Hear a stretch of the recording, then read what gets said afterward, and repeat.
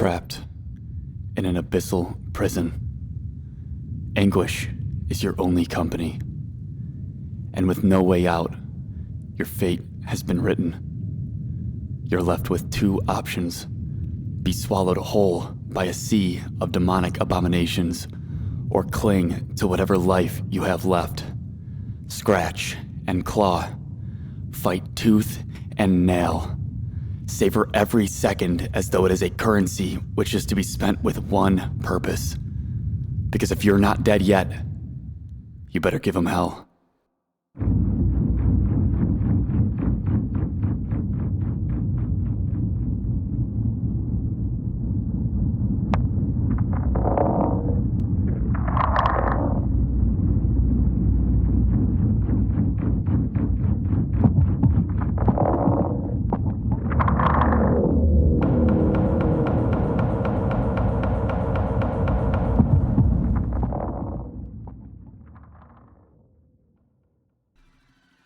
Devil Daggers is an indie first-person shooter developed and published by Sorath Games, which launched in February of 2016. With an art style reminiscent of old-school video games from the 90s, Devil Daggers fuses 90s video game horror with fast-paced first-person combat in a fight to survive as long as possible. In this video, I'm going to briefly discuss its presentation, enemies, basic mechanics, ideal playstyles, and why I believe you should consider checking this game out. The main menu's presentation is simple, but deliberate in the tone it's trying to convey. Song 3 from the soundtrack plays as a small horde of skulls flow from the bottom of the screen to the top of the screen. Upon pressing play, you appear on a small platform shrouded in darkness. In front of you is a floating dagger, rotating, humming, and illuminating the area surrounding it. When you approach the dagger, you're transported to a much larger platform, where you will soon be greeted by the first enemies of Devil Daggers. This floating tentacle bone structure thing is called a squid. In order to destroy a squid, you must fire at the red gem attached to it. Enemies will spawn from the top of the squid every 20 seconds, and while squids don't directly attack you, touching anything in this game kills you instantly, and because of that, they're still very important to be aware of so you don't wind up ending a great run by mistakenly jumping right into them. It's happened to me more often than I'd like to admit. Skull 1 is the most common enemy you'll see, and is the easiest to take down in small numbers. When spawning, they'll aggro onto you immediately, beelining it directly to your position. When the horde gets too big, evading will often become a much harder obstacle to overcome than you'd imagine. Chip away at this enemy when you have the time to do so. Skull 2 roughly has the appearance of Skull 1, but with two horns protruding from the sides of the skull. This enemy does not aggro the player at all, rather it roams around unpredictably towards the center, occasionally making its way to the outer rim of the arena. Although this enemy does not directly attack you, their unpredictability can often result in you unknowingly running directly into them whilst taking care of other enemies. I view Skull 2 as more of an obstacle than an immediate threat. After fighting for about 40 seconds, you will be introduced to Squid 2. It's similar to Squid 1, but has 2 gems instead of 1 and spawns an upgraded version of Skull 2. Skull 3 shares a resemblance to Skull 2, but has a more aggressive, textured appearance and an attached jaw that will maniacally laugh as it chases the player. Once spawned, Skull 3 will immediately set a crash course to the player and won't stop until they are killed or take you down. These enemies, unlike Skull 2, are an immediate threat and should be eliminated as soon as possible. The spider exists to be an absolute nuisance. Having the appearance of a skull with spider legs protruding from the bottom, the spider will try to siphon any gems that have yet to be collected by the player. If they are successful, they will shoot out an egg onto the arena. If the player does not destroy these eggs in time, it will spawn spiderlings. These are relatively easy to kill and, furthermore, relatively easy to avoid allowing to spawn in the first place. Whenever a squid spawns, it should be your #1 priority to destroy them right away. This will save you precious time and gems, which are very important, and I'll talk about that more in a bit. Okay, now on to the centipede. While it may look intimidating at first, it's honestly really easy to avoid. Personally, I view the centipede as more of a loot box than anything. The centipede will slowly path towards the player before burrowing down for a few seconds, then popping back up to chase the player again. In order to kill the centipede, you have to do something called scraping.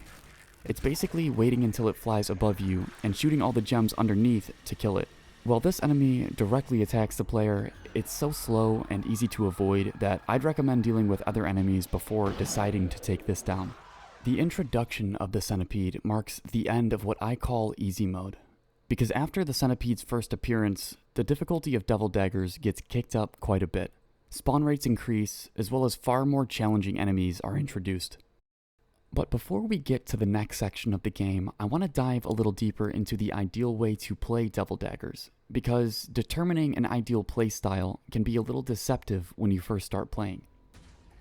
Destroying the squids as soon as they spawn seems to be the best course of action because it allows you to limit the amount of enemies that spawn. Sounds like that'd be the meta, but it's not.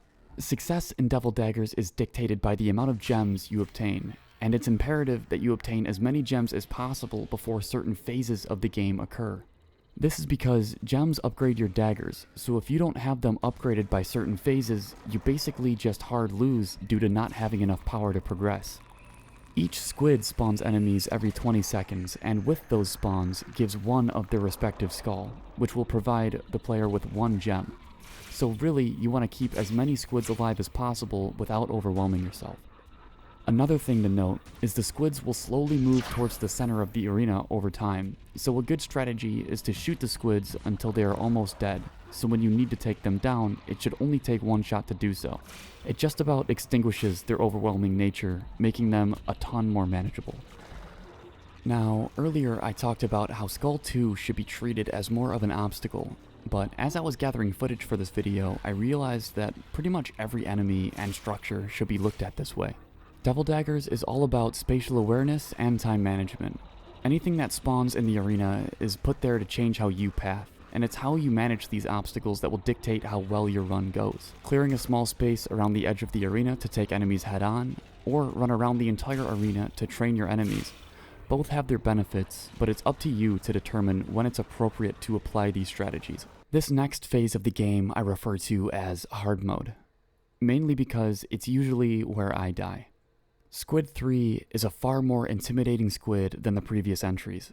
It sports 3 gems, is far more tanky, and spawns a far tankier variant of the skull. Skull 4 will barrel towards the player immediately after spawning. It takes a lot of shots to kill, but can be slowed slightly by firing at it. This skull provides no gems, so farming Squid 3 is pointless. Destroy Skull 4 and Squid 3 immediately, as they only serve to block a section of the arena and provide no benefit in the long term for a good run. At 259 seconds, 3 Gigapedes will spawn, and let me tell you, these guys are no joke. If it was just one, it'd be pretty easy, but 3 spawning at the same time really constricts how you can navigate the arena, especially since they need to be taken down as soon as possible. The strat of scraping still applies here, but is far more challenging since multiple different groups of enemies spawn during your attempts to take the trio down. By now you should have the 3rd tier of daggers, which means you can utilize your homing shot with right click. This should help clear out these guys if you're having any trouble. The Leviathan is pretty much my endgame. This is entirely due to the fact that I am simply unable to obtain enough gems to get the 4th set of daggers by this point in my runs. Leviathan teleports into the center of the arena and shoots blood around the outside of the playable space. It pulls in the enemies around it and spits out upgraded versions, making them far more tanky, and honestly, without tier 4 daggers, they're nearly unkillable. There's a whole lot more that happens beyond defeating the Leviathan, but since I haven't completed it, I feel like I wouldn't be able to do those parts justice due to my lack of experience. If you're interested in what happens in the later stages, I'd recommend looking up some of the world record runs here on YouTube. So, why would I recommend Devil Daggers even though I've been unable to beat Leviathan after 58 hours? Although I've been unable to quote-unquote beat the game, Devil Daggers is one of the most rewarding, high-score based experiences I've ever had in a video game. Beating your own high score by even a second is an accomplishment. Knowing that there's no permanent upgrades or checkpoints makes every successful run feel earned because it was your growth as a player slowly learning aggro patterns and ideal movement that got you there. Gameplay is a simple but masterful combination of fun and challenging. The audio is punchy and fluid. The daggers are a very versatile and fun weapon to experiment with, and its mechanics are simply nothing like I've seen in any other game. So, buy Devil Daggers if you want a challenge, buy it if you want an experience unlike any other FPS that's out there right now, and buy it using my affiliate link. No, I'm just kidding. Seriously though, for $10, you'll definitely get your money's worth. Before I end this video, I'd like to briefly discuss the soundtrack, because while it's not really present during gameplay, it was very well made and adds a lot to the tone and presentation of the game, even if it's just from the main menu. Initially, that's all I thought it was, just main menu music and nothing beyond that.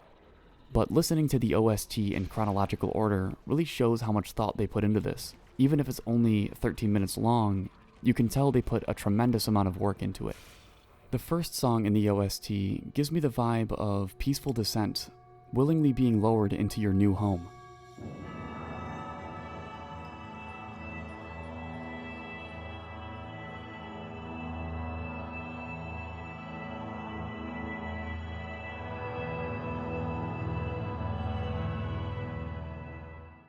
While Song 2 sounds more like a deranged greeting, like the new world you're entering is waving hello and showing some of its colors.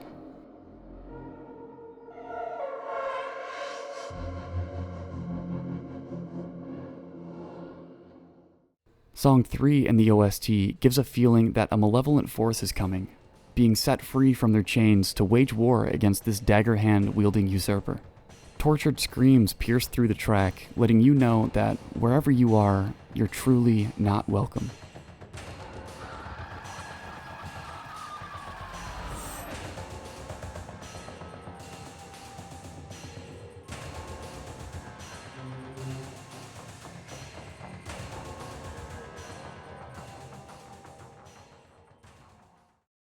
The final song in the OST truly feels like the end, almost as if you were successful in defeating this repulsive swarm, but as the track progresses, it becomes far more somber and deranged. The notes that were once somewhat peaceful now give the feeling of uneasiness. Are you truly alone? The end of track 4 signifies to me that the evil is still very present and continues to grow stronger, slowly and patiently biding its time to rise again, as if nothing was lost in the first place.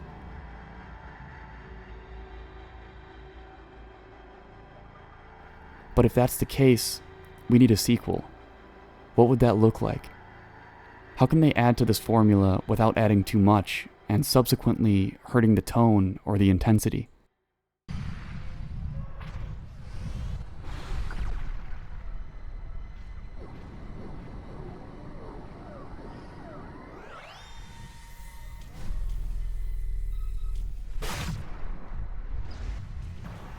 Oh,